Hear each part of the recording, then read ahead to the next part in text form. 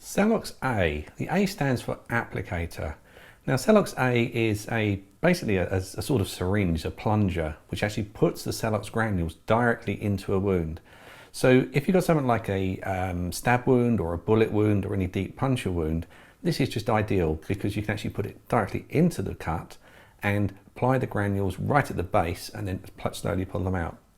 So with anything like this, obviously you'd be wearing your gloves. The actual unit itself has all the details on it and expiry dates on the back. You've got the instructions on how to actually use it. So how to use it? You can tear it along the top to open it. If not, just take some scissors and just cut along the top. Then if you open up the packet, you can remove the two sections that are inside. First is the plunger, and the second is the section that's got the granules in. So what you need to do with this is take the cap off of the top so that it allows the plunger to go in, and we take the blue cap off the bottom, and then taking the plunger with the smaller end, pop that into the end, and now it's ready to use. So what we do then is, you're finding where the wound is.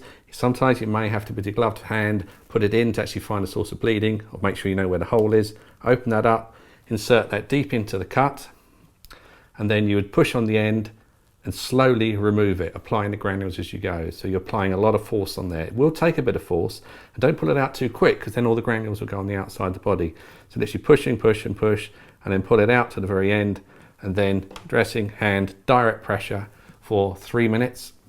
Take your hand away, look and see if the bleeding has stopped. If the bleeding hasn't stopped, another 3 minutes of pressure onto it, and then we can put a normal pressure dressing on. But remember, in on the bandage, make sure you put the wrapper so that the hospital know what's actually been administered into the cut.